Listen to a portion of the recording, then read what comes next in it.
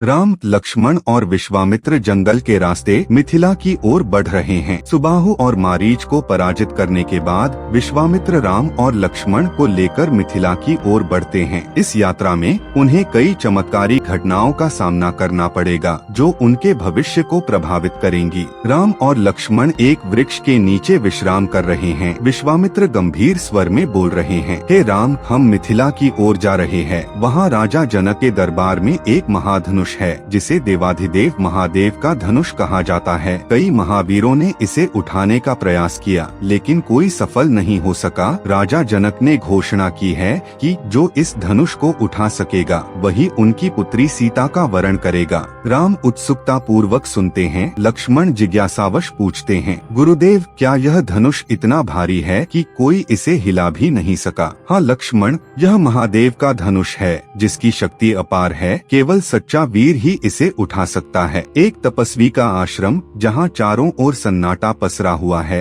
एक स्त्री पत्थर की तरह निष्क्रिय बैठी हुई है। यात्रा के दौरान वे महर्षि गौतम के आश्रम में पहुँचे जहाँ उनकी पत्नी अहल्या पत्थर बनी हुई थी। महर्षि गौतम के श्राप के कारण अहल्या वर्षों से इसी दशा में थी। हे राजकुमार, मैं शापित हूँ।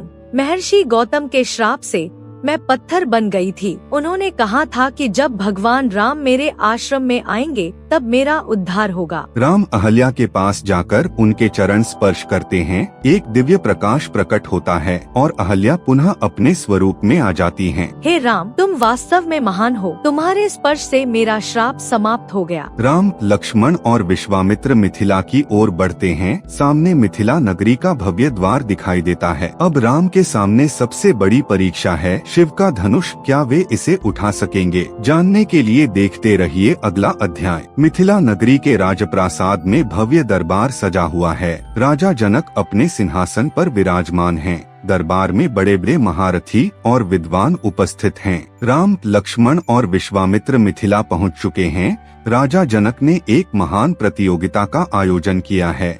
शिव धनुष को उठाने के लिए कई राजकुमारों और योद्धाओं ने प्रयास किया लेकिन कोई इसे हिला भी नहीं सका। विश्वामित्र, राम और लक्ष्मण राजसभा में प्रवेश करते हैं। राजा जनक उनका स्वागत करते हैं। हे मुनिवर, आपका स्वागत है। यह धनुष युगों से हमारे राजवंश में सुरक्षित है लेकिन कोई भी इसे उठाने में सक्षम नहीं हुआ।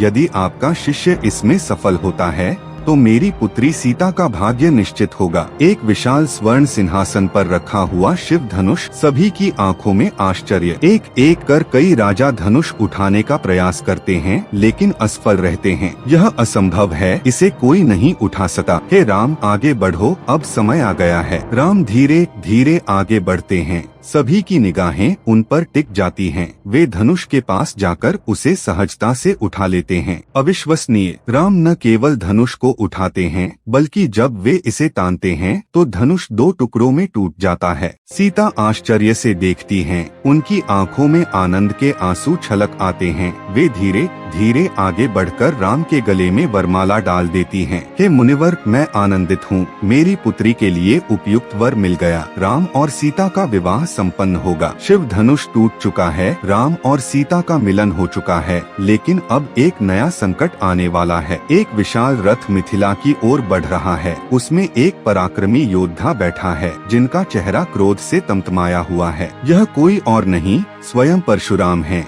वे क्रोधित हैं क्योंकि उनके प्रिय धनुष को तोड़ दिया गया है। क्या राम उनका क्रोध शांत कर पाएंगे? जानने के लिए देखते रहिए अगला अध्याय।